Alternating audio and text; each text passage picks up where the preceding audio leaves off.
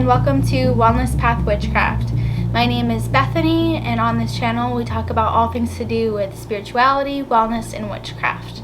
Today we'll be doing something a little different, a little new for me. We'll be doing a pick a card reading, something that I've been a fan of for quite a while, but I've never dabbled in myself.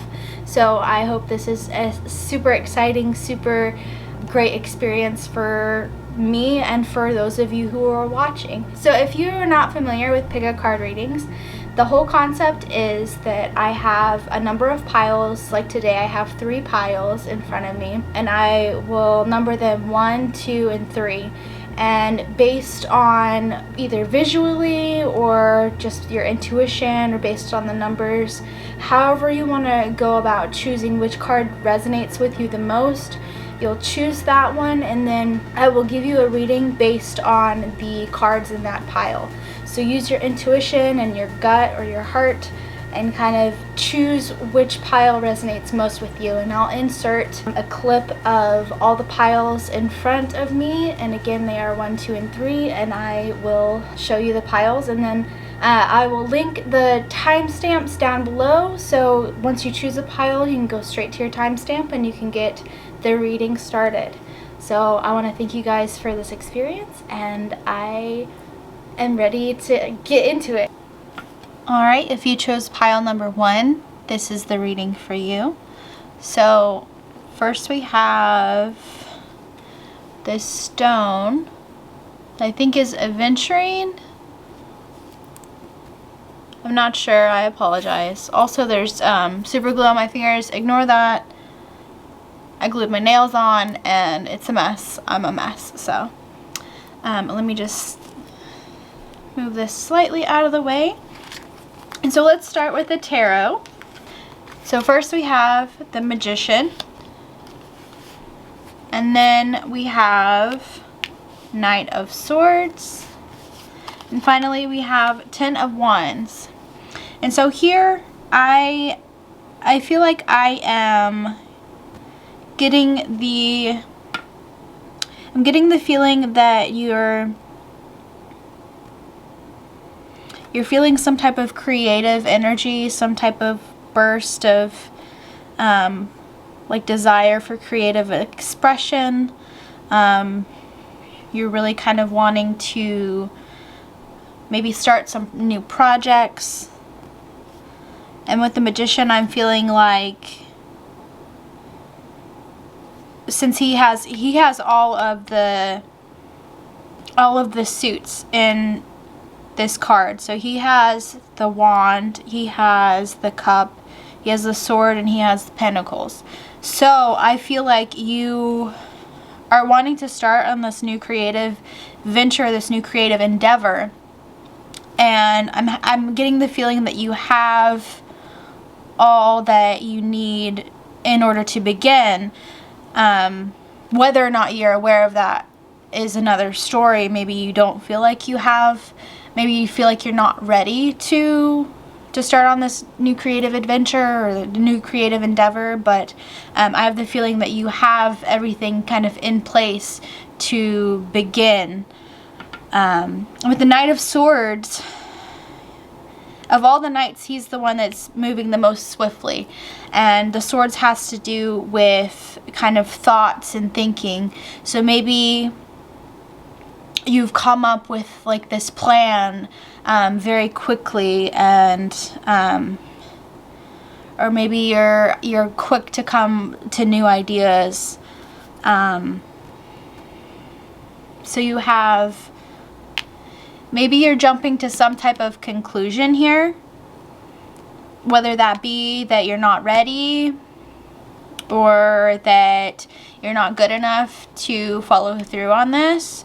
I feel like you're kind of coming to some quick conclusions here, and that aren't necessarily correct and not necessarily incorrect, but you're just thinking very quickly and jumping to those conclusions. And with the 10 of Wands, I feel like maybe the conclusion that you're jumping to is that this creative endeavor will be too burdensome. It'll be too much on your plate, too much effort. And whether or not that's true is, I can't really say whether or not that's true, but like I said, this is kind of like your swift conclusion, is that it's too burdensome. There's too much work that's going to have to go into this, and I feel like you're going to have to try and decide whether or not that this is something that is worth it in the long run, because like I said, I believe you have everything together to get this plan in motion and get this started. So you need to kind of decide whether or not it is too much of a burden, if it will be too much of a burden or too much on your plate for you to start in this. Whether that's something that you want to make a priority in your life. And so with I have a oracle deck that is Ancient Feminine Wisdom, and so with that one we have, let me just scoot these up here, Pandora and Gift of Hope. And so if you're not familiar with the story of Pandora, I can give you kind of like the gist of it from what I understand. Let me just adjust those. So with Pandora, she was gifted, as from what I understand, she was gifted a box, or there was this box that she was specifically instructed. She was one of, it was Prometheus and Pandora, I think, were the first two people, and she was gifted this box, and she was told not to open it no matter what. And she, like, curiosity got the best of her, and she opened the box, and it let out all the evil in the world, and all the sadness and misery, and just everything that is negative, all the negativity that exists currently was in this box, and she let it out into the world, and that's kind of what caused the world to no longer be perfect, serene. And so what was left in the box when she was done was hope. And so with this card, I feel like maybe the endeavor, some type of endeavor, is something that you're really hoping is worth it. You have like hope for the future, and that maybe this endeavor, this venture, will be something that will improve on your life, improve your status perhaps, or you gain recognition. I feel like you're just very hopeful that maybe these changes, or this alchemy that you have, the things that are going on, the changes that you are making in your life, give you hope for the future in a way, if that makes sense. And so finally, I have a Ask the Wise Fool card. And so these are a little different. I'll show you this, and then I'll read it to you. So it is called Kiss of a Beloved Idea.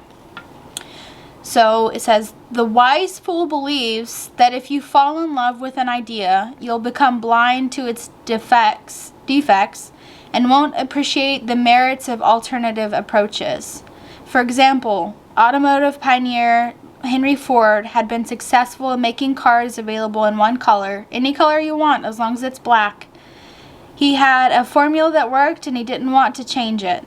This prevented him from seeing the rise of a new consumer class that desired a variety of colors from which to choose. As a result, Ford lost significant market share to his competitors. Novelist William Faulkner knew the dangers of being emotionally attached to ideas and was quite blunt on the best ways to handle it. Kill your darlings. What beloved policies, ideas, or concepts can you kiss goodbye? Let me just set this here. And so with that, I kind of feel like, again, you may be jumping to some kind of conclusion that this new creation in your life, whether that be like an actual creative, like maybe piece of artwork or a project, endeavor, whatever it is that you're alchemizing, that you're creating, you're manifesting into this life, you're jumping to some kind of conclusion that it is somewhat burdensome, and you maybe are kind of attached to that idea that, oh, it'll be too much of a burden, it won't work out. You're too attached to the idea that you're not good enough to follow through with this, or you're not good enough to create this, what you're looking for, what you're trying to do. And like I said, what you really need to do is kind of evaluate whether or not this is something that is priority for you. And maybe you aren't so hopeful. Maybe this is the sign that you need to be gifted hope. Maybe this is a sign that you need to know that there is hope, whether or not you believe it. Like I said, you have everything you need right now to create whatever it is, the life that you want to live, to create change, and to create, like, to manifest greatness in your life. And so don't jump to conclusions, and don't be too attached to the ideas or limiting beliefs, even like negative ideas about yourself, that you're not good enough, that you can't do it, that it's too burdensome, that you don't have what it takes. I feel like you really should feel like you have been given the gift of hope. I'm struggling here. But I feel like you should accept this gift of hope, and you should have hope for the future, because like what I said here, you have everything that you need in order to create what it is that you want to manifest in your life. And I want to thank you so much, Group 1, for sitting through my very, very first pick a card reading. This is my first time ever, and I really feel like I kind of channeled a lot through that. So I really hope that you enjoyed it, and I hope that you accept this gift of hope for the future. Thank you so much for watching, and I hope to see you again. So this is selenite. This is my little selenite. I love selenite. It's very cleansing. It's also energizing, and it's I don't know, I like it. It's beautiful. It kind of glows. And so let's start off with tarot. And so first I have sorry, 8 of Swords. And then I have the Death card. And then I have an Ace of Wands. Let me just set these right here. So let's see. So with the 8 of Swords, I feel like there's something that you're refusing to think about, that you're kind of repressing, something that you don't want to think too much about. You're kind of blind to that. I feel like maybe there's a trauma you've experienced, and trauma is a very broad word. Trauma can be pretty much anything that you've been through that has either been very, very blatantly traumatic, so maybe like any type of abuse or neglect or assault. It could also be just being mistreated, or being maybe exposed to like racism or prejudice, anything right here. I feel like there's something that you're not really addressing, and that you're just kind of being blind to. And I feel like, whether or not this is on purpose, I'm not sure. Maybe this is something you honestly don't want to confront, don't want to, like, you don't feel like you're ready to process. But I feel like there's something. And then with the Death card, something is ending, and maybe it's a new beginning. And so maybe I feel like this is something, maybe you're wanting to confront this issue. Maybe you're wanting to finally take off the blindfold and really kind of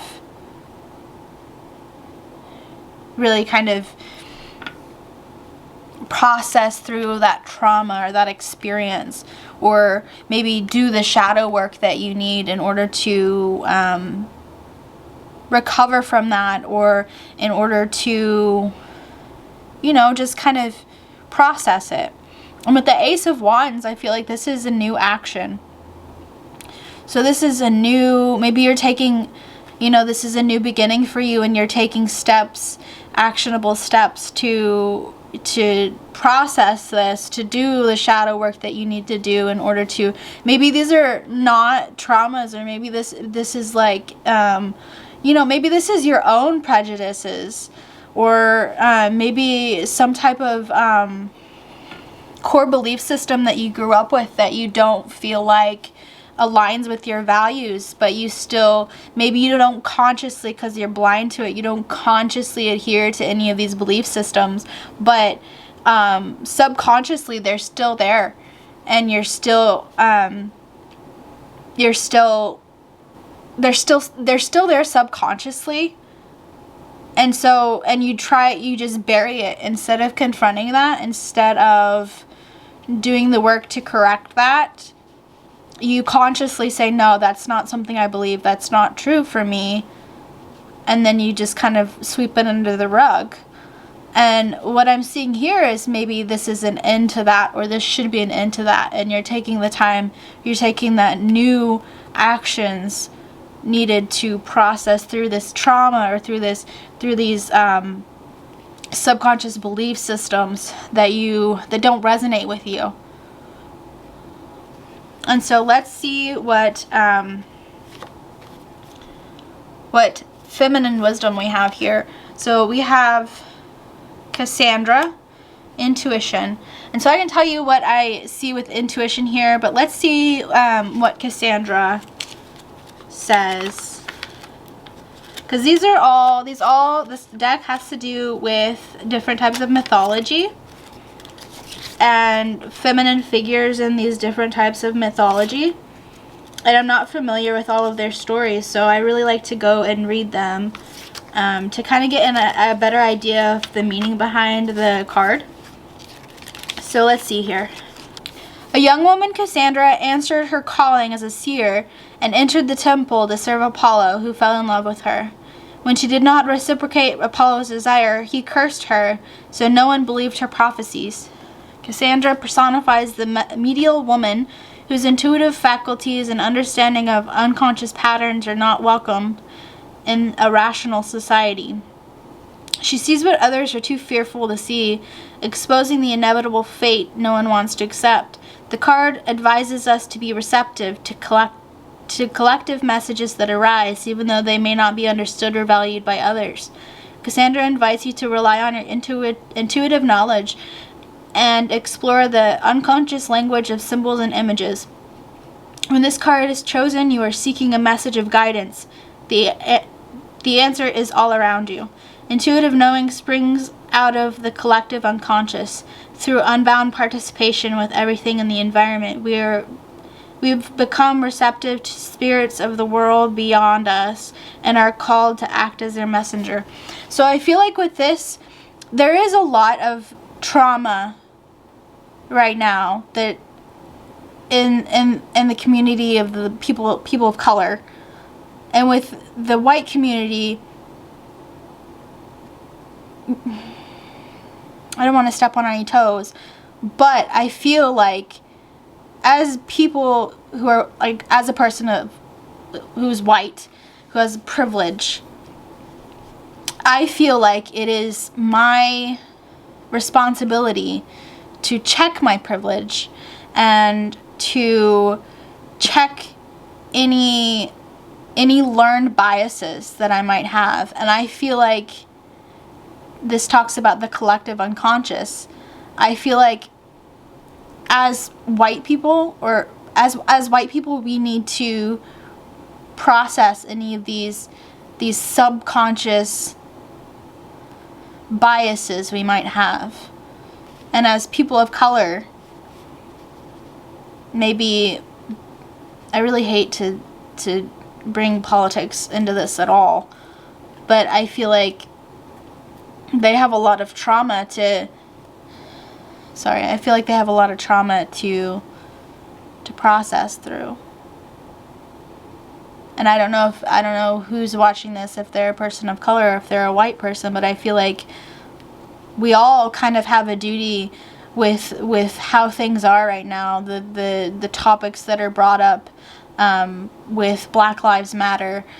We all have a duty to do the inner work on ourselves, check our privilege, and make sure that we aren't holding on to any of these biases, or that we're not upholding any of these systems of white privilege or of white supremacy. We need to make sure that we are doing the work, the inner work and the outer work, to make new beginnings, and we need to listen to our intuition when our intuition says, like, that maybe we have got it all wrong in some ways, that we need to actively unlearn these things. Sorry, my cat's scratching at the door again.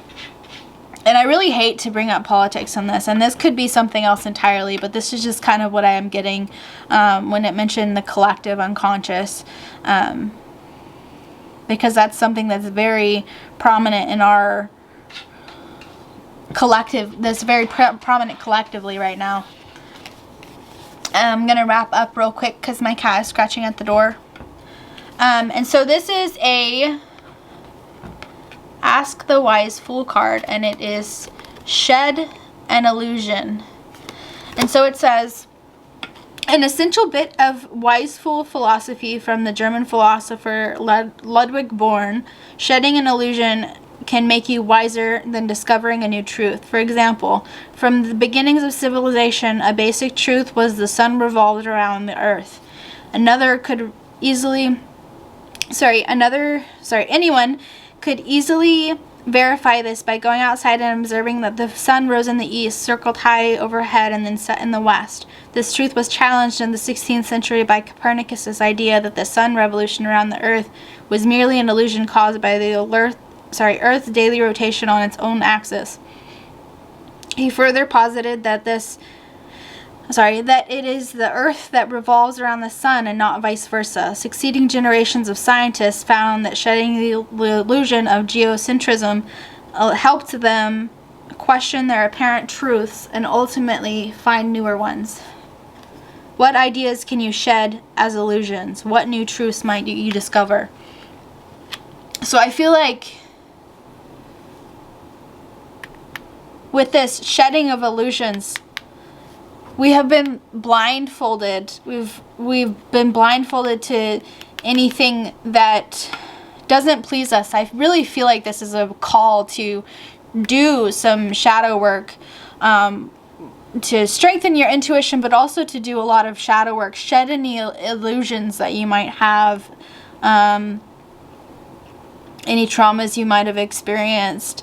Really take the time to process those and just kind of understand your shadow and understand any illusions that you might have.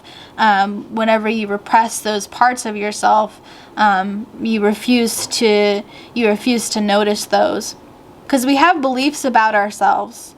Everyone has beliefs about ourselves, like, I'm not that type of person, or I would never do that, or etc., etc. And I really feel like a lot of people have beliefs about themselves, and they have this thing called, I don't know if you are familiar with the term cognitive dissonance.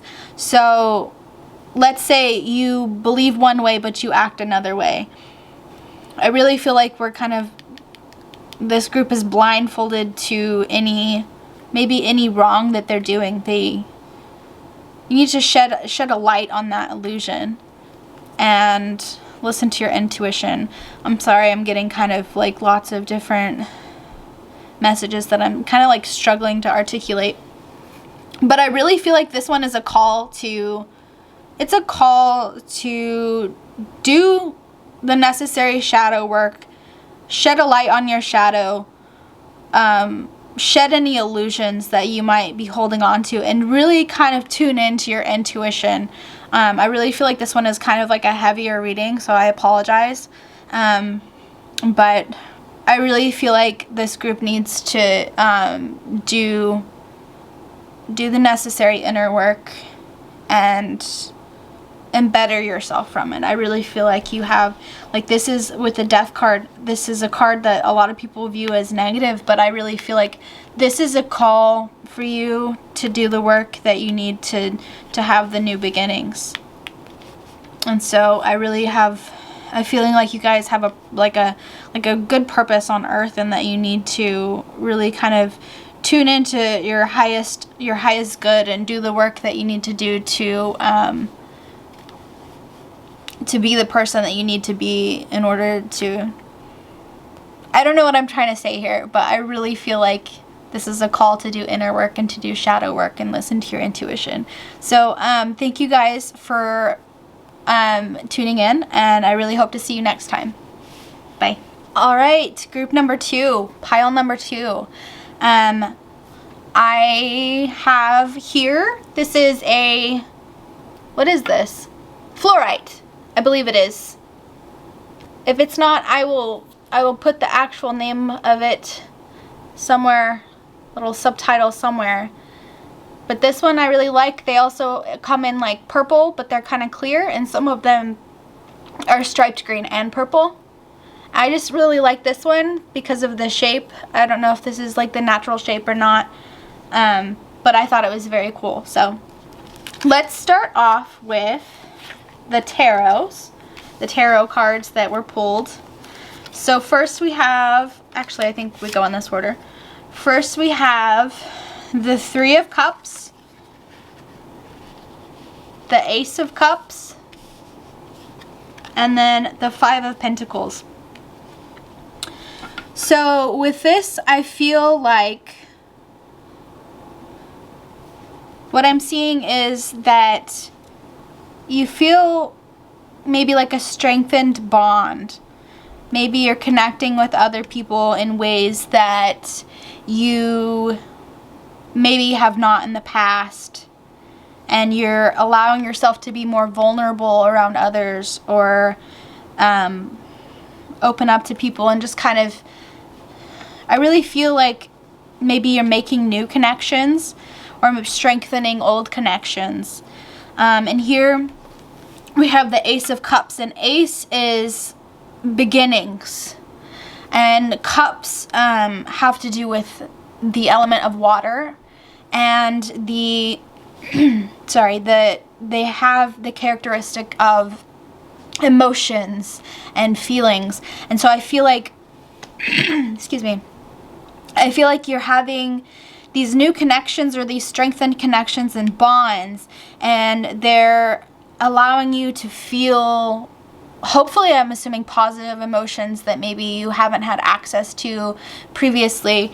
You're kind of overflowing, because what I see here is the cup is overflowing. You're overflowing with, I'm hoping, positive emotions that you're really kind of opening yourself up, and maybe you're allowing yourself to process through emotions and like open up to people about things that are going on with you and about your feelings. You're able to open up to them. And with the 5 of Pentacles, I feel like maybe with this one, I feel like maybe these are new connections and they're good connections, and you're opening up and being vulnerable, and you're allowing your emotions to kind of flow out of you more freely. But I feel like maybe you're also experiencing some type of like hardship or some hard luck. Or maybe this is implying that you're experiencing this hardship, or it's this hard luck, you're going through some tough time. Maybe because it's Pentacles, maybe this is financially. Maybe you lost your job, or you aren't making enough money, or you're worried about money, or you're worried about bills.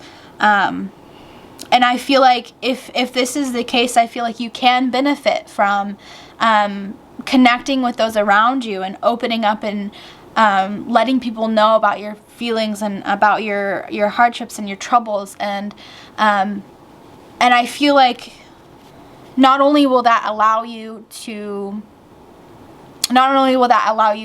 process your emotions, it'll also maybe open up doors. So let's say you're opening up to someone about about these hardships, about the rough times you're going through, and you open up to these people, they might be able to provide some type of assistance or some type of not so much just emotional support, but maybe some type of like support to help you through this.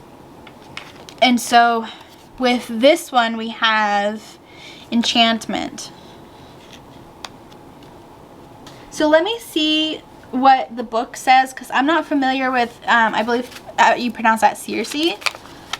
So I'm going to see what it says about her real quick. I remember hearing the name in like the Odyssey, I believe, that I read in high school. Well, that I was made to read in high school. I didn't really read it. But it says, on the rays of her father Helios, the sun, Circe was transported to her island home where she lived in solitude. She became fiercely strong and independent and developed oracular powers. Skilled in the magical arts, she was able to perform purification rituals and could cast spells to transform mortals into hideous creatures. Entering her enchanting atmosphere can either transform us or regress us back into primitive way of being. This card suggests we may be under the spell of unconscious, hypnotized by our fantasies, wishes, or obsessions. Circe suggests that you may be mesmerized by a situation and should confront any illusions. It's a magical time, but you should be the one casting the spell, not being captivated by it. She represents magical aspect of the psyche that harnesses the unconscious power to alter your life's direction. So here it says she was strong and independent, and she was able to perform spells and enchantments. And I feel like this is in a way, I feel like maybe you're enchanted with what could be. Maybe you're too focused on either what you don't have, or focused on even maybe negativity. Maybe focused on your hardship, like I had previously mentioned, that you're kind of overlooking your routes and your options. So she was very independent, and she was able to create and enchant, and I feel like this is kind of indicating that maybe you have more power than you give yourself credit to. So even though you might be going through something tough right now, that's very valid, and I honor that. But I also feel like you have more power and you have more support than you give yourself credit to. And I feel like when you hide those emotions, or when you repress those emotions, or whenever you like shove those emotions down rather than processing them or talking to people about them, or opening up to others, or leaning on your support system, that's whenever you reinforce this negativity and this hardship. And what you need to do is lean on your support system, open up about your emotions, and give yourself the credit that you need. Give yourself the credit you deserve, that you can pull yourself up out of this. And I hate to kind of sound like that, pull yourself up by the bootstraps, but you are powerful. You can enchant, and you are magical. I really want you to know that, whether or not you are going through a tough time or not. Maybe it's just kind of like you're not where you want to be in life. You have that type of power and independence and magic in you, and the support system behind you to allow you to overcome whatever it is that you're going through right now. And so with my final card, I have a Ask the Wise Fool card. And this one, I will kind of show you the front, if I can. So it says, be counterintuitive. Suppose you're a teacher and ask yourself, How can I become less effective? This would mean students would have to take more responsibility for their own learning, and this could lead to the development of a self-study, go at your own pace program using online classes. Suppose you're a basketball coach and ask, rather than getting my team to play as a unit, how can I get them out of sync? The answer could be a list of unsettling things the team could practice because they would have to deal with them in a game. If you've ever played hard to get to appear attractive, gotten away from a problem in order to solve it, adopted a child outlook to gain wisdom, embraced a fear to overcome it, or spoken very quietly to get people's attention, then you have used this reverse strategy. In what ways can employing a counterintuitive approach help you to reach your objective? Okay. And so, let's see. So I feel like here, maybe what I'm kind of getting off of this is, try and consider, what's the worst that could happen? Let's say you do open up to your friends or your family, your loved ones. You open up to them about what's going on with you,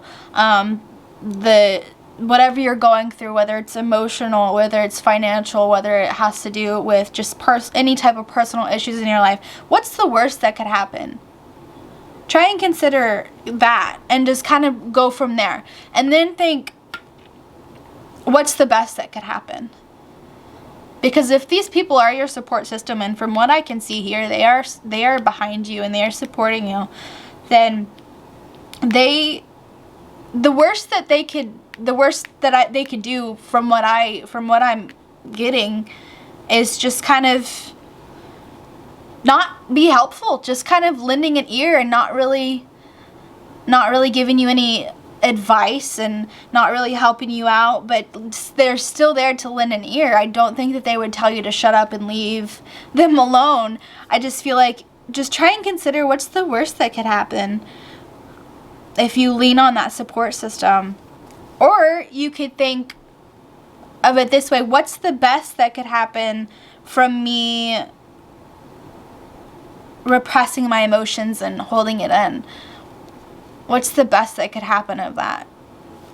I feel like the best that could happen, if you just repress your emotions and hold it in and never speak up about it and just kind of ignore it, is that it stays the same.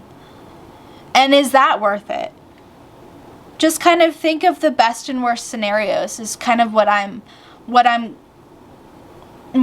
kind of feeling right now, that this is kind of meaning, if that makes any sense. But what I'm taking away from this, I want you to know you are powerful. You do have that, I'm sorry, my cat's scratching at the door. You do have that support system. You may be going through tough times right now, but lean on that support system, reach out to people, really kind of open up, be vulnerable. What's the worst that could happen? If these people love you and they care about you, they will support you and they will help you. And so just be aware of that, and just always remember that, and really kind of lean on them and speak out whenever you feel like you need help. So thank you, Group 2, for sitting through my reading. If you enjoyed it, please give it a thumbs up. I hope to see you back, and thank you so much.